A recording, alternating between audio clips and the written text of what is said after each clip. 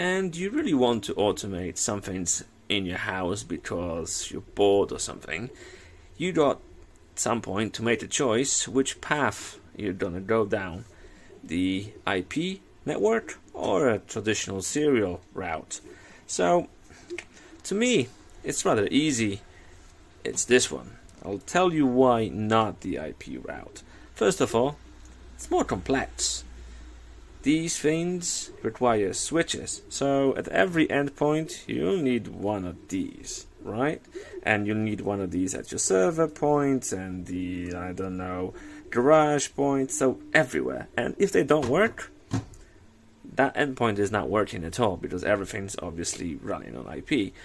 Now the other thing is this Arduino IP Ethernet shield.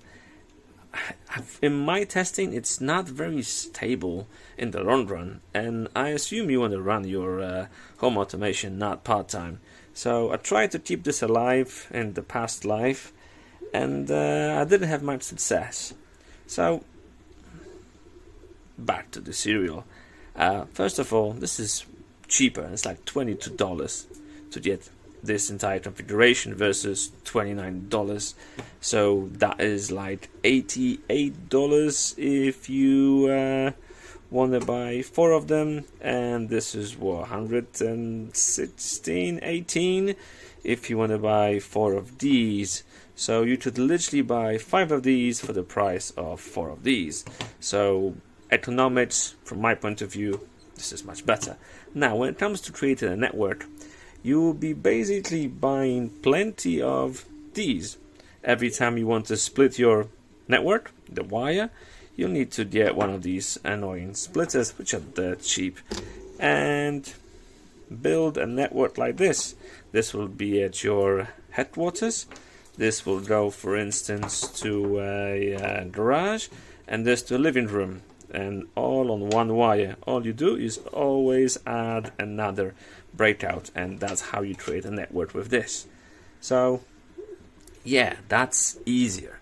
Now the other thing I like about this setup is all the pins are sticking out and everything's broken out properly and nicely, so there is no fighting with the wiring. Unlike here, you jam it in and it might fall off easily. Here, when I'll be designing the enclosure, it'll make sure it's tucked in, so the wires that are plugged in here, the DuPonts, whatever they're called, will not just slide off and remove themselves. So that's another reason why I'm going with this. And yeah, I think that's kind of it when it comes to choosing one over the other. Stability and simplicity on the serial side, and the pins are not worked out. I'm not touching this one. However, something for the people that are curious, I've put a blog post together. I'll leave it in the description down there.